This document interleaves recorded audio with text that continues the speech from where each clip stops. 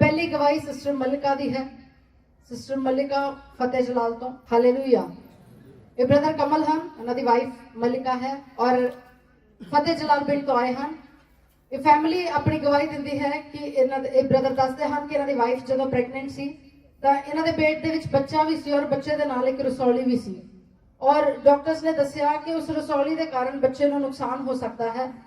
और ये ब्रदर जो रिपोर्ट्स लैके चर्च के विच आए और इन्होंने प्रेयर करवाई, इन्होंने जो फर्स्ट स्कैनिंग हुई सी उहदे विच बच्चे के नाल रसौली भी सी, लेकिन जो ये प्रार्थना करवा के गए इन्होंने जो सेकंड स्कैनिंग करवाई उहदे विच सिर्फ बच्चा सी, कोई रसौली नहीं सी।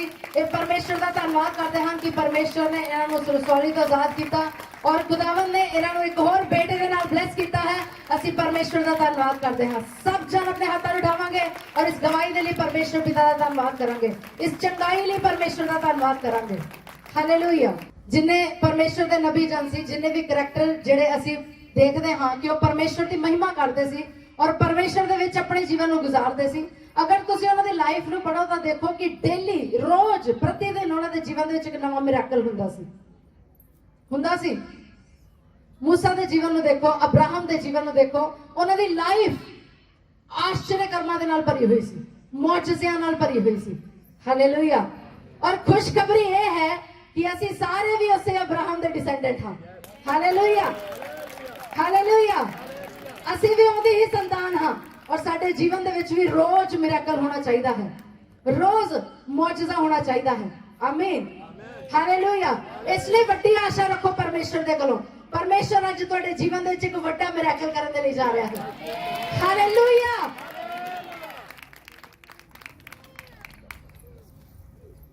खुदावन आज हम प्रार्थना करते हैं यीशु मसीह के नाम से, आप इस घराने पर बड़ी दया करें खुदावन। लॉर्ड आपने इन्हें आशीषित किया और ब्लेस किया है खुदावन, एक न्यू बेबी के साथ खुदावन।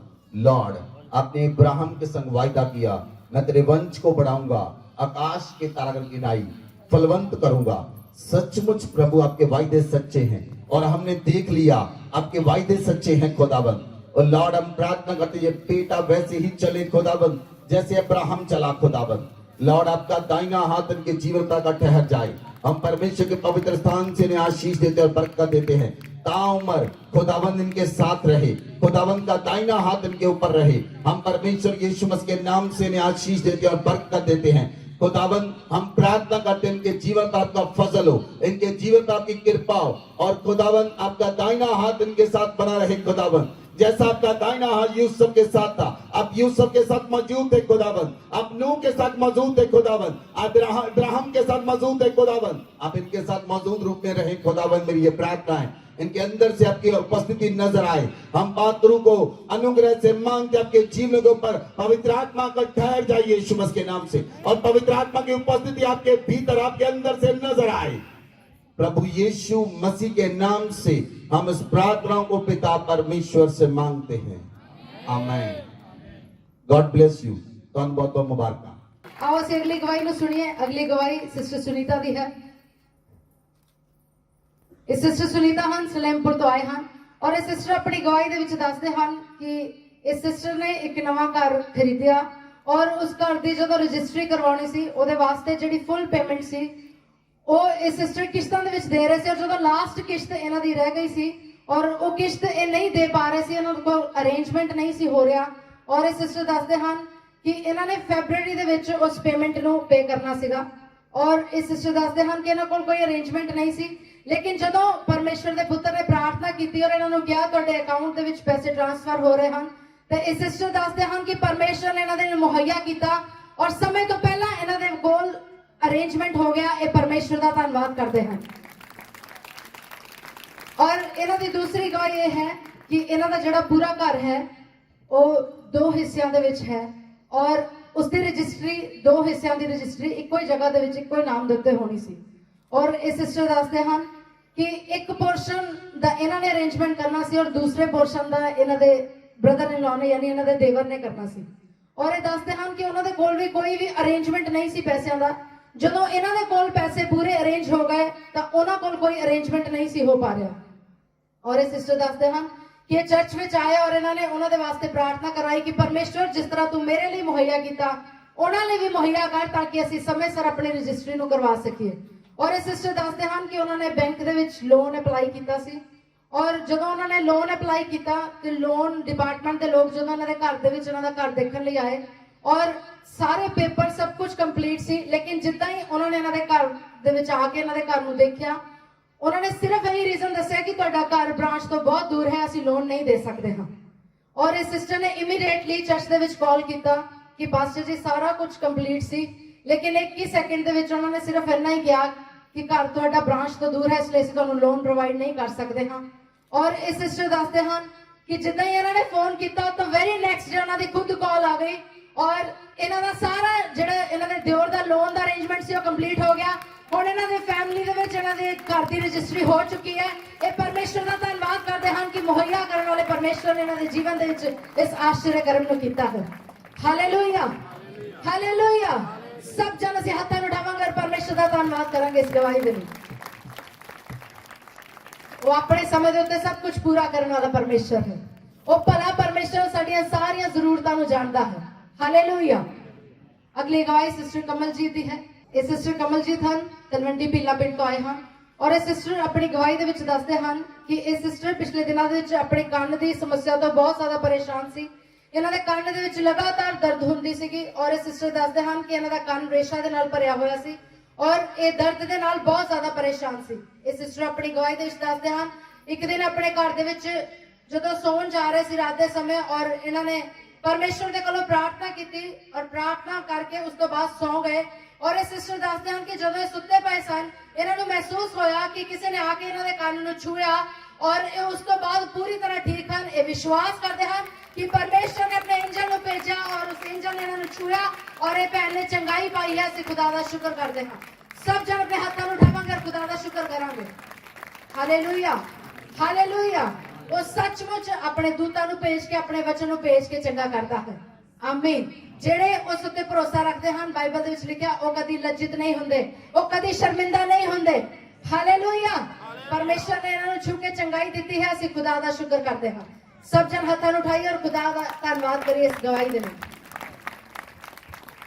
ਅਗਲੀ ਗਵਾਹੀ ਸਿਸਟਰ ਖੁਸ਼ੀ ਦੀ ਹੈ। ਹਾਲੇਲੂਇਆ। ਇਹ ਬੇਟੀ ਖੁਸ਼ੀ ਹੈ ਔਰ ਬੇਟੀ ਰਿਤਿਕਾ ਹੈ। ਦਿਆਲਪੁਰ ਪਿੰਡ ਤੋਂ ਆਏ ਹਨ ਔਰ ਇਹ ਬੇਟੀ ਆਪਣੀ ਗਵਾਹੀ ਦੇ ਵਿੱਚ ਦੱਸਦੀ ਹੈ कि ये बेटी 8th स्टैंडर्ड ਦੇ ਵਿੱਚ 8ਵੀਂ ਕਲਾਸ ਦੇ ਵਿੱਚ ਪੜ੍ਹਦੀ ਹੈ ਔਰ ਇਹ ਛੋਟੀ ਬੇਟੀ 1st ਸਟੈਂਡਰਡ ਦੇ ਵਿੱਚ ਹੈ ਔਰ ਇਹ ਦੱਸਦੇ ਹਨ ਕਿ ਪਿਛਲੇ 2 ਸਾਲ ਤੋਂ ਇਹਨਾਂ ਦੇ ਫਾਦਰ ਦੇ ਕੋਲ ਜੌਬ ਨਹੀਂ ਸੀ ਜਿਸ ਕਾਰਨ ਇਹ ਆਪਣੇ ਸਕੂਲ ਦੀ ਫੀਸ ਨਹੀਂ ਦੇ ਪਾ ਰਹੇ ਸੀ। ਜਦੋਂ ਤੋਂ ਲੋਕਡਾਊਨ ਹੋਇਆ ਉਸ ਤੋਂ ਬਾਅਦ ਇਹਨਾਂ ਦੀ ਕੰਡੀਸ਼ਨ ਦੇ ਵਿੱਚ ਗਿਰਾਵਟ ਆਈ ਔਰ ਇਹ ਦੱਸਦੇ ਹਨ ਕਿ ਇਹਨਾਂ ਦੀ ਫੀਸ ਨਹੀਂ ਪੇ ਹੋ ਰਹੀ ਸੀ ਔਰ ਪਿਛਲੇ 2 ਸਾਲ ਤੋਂ ਪੈਂਡਿੰਗ ਪਈ ਸੀ ਔਰ ਇਸ ਸਾਲ ਜਦੋਂ ਇਸ ਬੱਚਿਆਂ ਨੇ ਇਸ ਕਲਾਸ ਨੂੰ ਪਾਸ ਕੀਤਾ ਨਵੀਂ ਕਲਾਸ ਦੇ ਵਿੱਚ ਐਡਮਿਸ਼ਨ ਲੈਣ ਲੱਗੇ तो स्कूल वाले ने कहा कि जब तक तुसी पिछले 2 साल की फीस नहीं जमा करवाते हो तब तक तुहानू अगली क्लास दे विच एडमिशन नहीं दी जाएगी। और ये बेटी अपनी गवाही दे विच दसदी है कि परमेश्वर दे अगे इन्होंने जदों प्रार्थना की तो परमेश्वर ने इन्होंने इस तरह का डिवाइन अरेंजमेंट किया कि इन्होंने पिछले 2 साल की फीस ही नहीं बल्कि अगले साल की 6 महीने की एडवांस फीस भी पे कर दी है।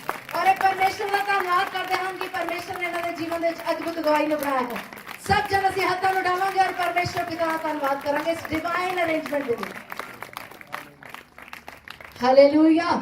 ਉਹ ਸੱਚਮੁੱਚ ਸਾਡੀ ਸੋਚਾਂ ਤੋਂ ਔਰ ਸਾਡੇ ਮੰਗਣ ਤੋਂ ਵੱਧ ਕੇ ਦੇਣ ਦੀ ਸਾਮਰਥ ਰੱਖਦਾ ਹੈ। ਹਾਲੇਲੂਇਆ। ਇੱਕ ਵਾਰ ਫਿਰ ਤਾਲੀਆਂ ਦੇ ਨਾਲ ਜ਼ਿੰਦਾ ਪਰਮੇਸ਼ਰ ਦੀ ਮਹਿਮਾ ਕਰਾਂਗੇ। ਅਗਲੀ ਗਵਾਹੀ ਸਿਸਟਰ ਮਨਜੀਤ ਦੀ ਹੈ। ਹਾਲੇਲੂਇਆ। ਸਿਸਟਰ ਮਨਜੀਤ ਹਨ ਸ਼ਾਮ 84 ਪਿੰਡ ਤੋਂ ਆਏ ਹਨ ਔਰ ਇਹ ਸਿਸਟਰ ਆਪਣੀ ਗਵਾਹੀ ਵਿੱਚ ਆਪਣੀ ਬੇਟੀ ਦੀ ਗਵਾਹੀ ਦੇ ਰਹੇ ਹਨ। ਇਹਨਾਂ ਦੀ ਬੇਟੀ ਜੋ ਆਸਟ੍ਰੇਲੀਆ ਦੇ ਵਿੱਚ ਹੈ ਅਮਨ ਹੈ ਔਰ ਲਗਾਤਾਰ ਸਾਡੇ ਨਾਲ ਜੁੜੇ ਹੋਏ ਹਨ ਆਪਣੀ ਚਰਚ ਦੇ ਨਾਲ ਜੁੜੇ ਹੋਏ ਹਨ ਔਰ ਇਹ ਸਿਸਟਰ ਉਹਨਾਂ ਦੀ ਗਵਾਹੀ ਦਿੰਦੇ ਹਨ ਕਿ ਪਿਛਲੇ ਦਿਨਾਂ ਵਿੱਚ ਉਸ ਬੇਟੀ ਨੇ ਇੱਕ ਡਰਾਈਵਿੰਗ ਲਾਇਸੈਂਸ ਬਣਵਾਉਣਾ ਸੀ ਔਰ ਜਦੋਂ ਉਹ ਬੇਟੀ ਆਸਟ੍ਰੇਲੀਆ ਦੇ ਵਿੱਚ ਡਰਾਈਵਿੰਗ ਲਾਇਸੈਂਸ ਬਣਵਾਉਣ ਦੇ ਲਈ ਗਈ ਤਾਂ ਉਸ ਜਗ੍ਹਾ ਦੇ ਉੱਤੇ ਜਿੰਨੇ ਲੋਕ ਲਾਇਸੈਂਸ ਬਣਵਾਉਣ ਲਈ ਆਏ ਸੀਗੇ ਉਹਨਾਂ ਦੀ ਫੀਸ ਲੱਗ ਰਹੀ ਸੀ ਕਿਸੇ ਦੀ $100 ਕਿਸੇ ਦੀ $200 ਔਰ ਇਹ ਸਿਸਟਰ ਦੱਸਦੇ ਹਨ ਜਦੋਂ ਇਹਨਾਂ ਦੀ ਬੇਟੀ ਉਸ ਜਗ੍ਹਾ ਦੇ ਉੱਤੇ ਗਈ ਤੇ ਉਸ ਜਗ੍ਹਾ ਦੇ ਉੱਤੇ ਪਰਮੇਸ਼ਰ ਦੇ ਇੱਕ ਵੱਡੇ ਫੇਵਰ ਨੂੰ ਦੇਖਿਆ। ਜਦੋਂ ਉਹ ਬੇਟੀ ਉਸ ਜਗ੍ਹਾ ਦੇ ਉੱਤੇ ਗਈ ਤਾਂ ਉਹਨੂੰ ਪਤਾ ਲੱਗਾ ਕਿ ਇੰਨੀ ਪੇਮੈਂਟ ਦੇਣ ਤੋਂ ਬਾਅਦ 1 ਸਾਲ ਦਾ ਡਰਾਈਵਿੰਗ ਲਾਇਸੈਂਸ ਬਣਦਾ ਹੈ ਔਰ ਇਹ ਸਿਸਟਰ ਆਪਣੀ ਗਵਾਹੀ ਦੇ ਵਿੱਚ ਦੱਸਦੇ ਹਨ ਕਿ ਜਦੋਂ ਇਹਨਾਂ ਦੀ ਬੇਟੀ ਦਾ ਨੰਬਰ ਆਇਆ ਤਾਂ ਉਸ ਜਗ੍ਹਾ ਦੇ ਉੱਤੇ ਉਸ ਡਿਪਾਰਟਮੈਂਟ ਨੇ ਉਹਨਾਂ ਤੋਂ ਕੋਈ ਵੀ ਫੀਸ ਨਹੀਂ ਲਈ फ्री दे विच उन्हां दा ड्राइविंग लाइसेंस बनवाया और ना सिर्फ 1 साल लई ਸਾਡੇ ਫੇਵਰ ਦੇ ਲਈ ਪਰਮੇਸ਼ਰ ਦਾ ਧੰਨਵਾਦ ਕਰਦੇ ਹਾਂ। ਸਭ ਜਣ ਹੱਥਾਂ ਨੂੰ ਉਠਾਵਾਂਗੇ ਔਰ ਖੁਦਾ ਦਾ ਧੰਨਵਾਦ ਕਰਾਂਗੇ। ਪਿਛਲੇ ਦਿਨਾਂ ਵਿੱਚ ਤੁਸੀਂ ਸੁਣਿਆ ਪਾਸਟਰ ਜੀ ਨੇ ਕਿਹਾ ਕਿ ਹੁਣ ਅਸੀਂ ਰੂਲਸ ਦੇ ਉੱਤੇ ਕੰਮ ਕਰਾਂਗੇ, ਹੁਣ ਅਸੀਂ ਨਿਯਮਾਂ ਦੇ ਉੱਤੇ ਕੰਮ ਕਰਾਂਗੇ। ਹਾਲੇਲੂਇਆ। ਨਿਯਮ ਸਾਡੇ ਫੇਵਰ ਵਿੱਚ ਬਣਨਗੇ ਯਿਸੂ ਮਸੀਹ ਦੇ ਨਾਮ ਦੇ ਵਿੱਚ। ਹਾਲੇਲੂਇਆ। ਇਹ ਧੰਨਵਾਦ ਨਹੀਂ ਹੈ ਪਰਮੇਸ਼ਰ ਦਾ। ਅਗਲੀ ਗਵਾਹੀ ਸਿਸਟਰ ਕਾਲਿਕਾ ਦੀ ਹੈ। ਇਹ ਸਿਸਟਰ ਕਾਲਿਕਾ ਹਨ, ਸੰਤੋਖਪੁਰਾ ਤੋਂ ਆਏ ਹਨ ਔਰ ਇਹ ਸਿਸਟਰ ਆਪਣੀ ਗਵਾਹੀ ਦੇ ਵਿੱਚ ਦੱਸਦੇ ਹਨ ਕਿ ਪਿਛਲੇ ਦਿਨਾਂ ਵਿੱਚ ਇਹ ਆਪਣੇ ਘਰ ਦੇ ਵਿੱਚ ਕੰਮ ਕਰ ਰਹੇ ਸੀ ਔਰ ਕੰਮ ਕਰਦੇ ਕਰਦੇ ਇਹਨਾਂ ਦੇ ਗਲੇ ਦੇ ਵਿੱਚੋਂ ਇਹਨਾਂ ਦੇ 골ਡ ਦਾ ਪੈਂਡੈਂਟ ਗਿਰ ਗਿਆ ਔਰ 2 ਦਿਨਾਂ ਤੋਂ ਇਹ ਸਿਸਟਰ ਉਸ ਪੈਂਡੈਂਟ ਨੂੰ ਲੱਭ ਰਹੇ ਸੀ। ਹਰ ਜਗ੍ਹਾ ਇਹਨਾਂ ਨੇ ਆਪਣੇ ਘਰ ਦੇ ਵਿੱਚ ਛਾਣ ਲਈ ਲੇਕਿਨ ਇਹਨਾਂ ਨੂੰ ਉਹ ਪੈਂਡੈਂਟ ਨਹੀਂ ਸੀ ਮਿਲ ਰਿਹਾ ਔਰ ਇਹ ਸਿਸਟਰ ਦੱਸਦੇ ਹਨ ਕਿ ਇਹ ਡੇਲੀ ਘਰ ਦੇ ਵਿੱਚ ਸ਼ਾਮ ਨੂੰ ਪ੍ਰਾਰਥਨਾ ਕਰਦੇ ਹਨ ਔਰ ਇਹ ਸਿਸਟਰ ਦੱਸਦੇ ਹਨ ਕਿ ਜਦੋਂ ਇਹ ਸਿਸਟਰ ਇੱਕ ਦਿਨ ਆਪਣੇ ਘਰ ਦੇ ਵਿੱਚ ਬੈਠੇ ਪ੍ਰਾਰਥਨਾ ਕਰ ਰਹੇ ਸੀ ਔਰ ਪ੍ਰਾਰਥਨਾ ਕਰਦੇ ਕਰਦੇ ਹੋਲੀ ਸਪਿਰਿਟ ਨੇ ਇਹਨਾਂ ਨੂੰ ਅਗਵਾਈ ਕੀਤੀ ਕਿ ਤੂੰ ਜਾ ਔਰ ਆਪਣੇ ਘਰ ਦੇ ਵਿੱਚ ਜਿਹੜਾ ਸਿਲੰਡਰ ਪਿਆ ਹੈ ਉਹਦੇ ਪਿੱਛੇ ਜਾ ਕੇ ਦੇਖ, ਤੇਰਾ ਪੈਂਡੈਂਟ ਉਸ ਜਗ੍ਹਾ ਤੇ ਹੈ।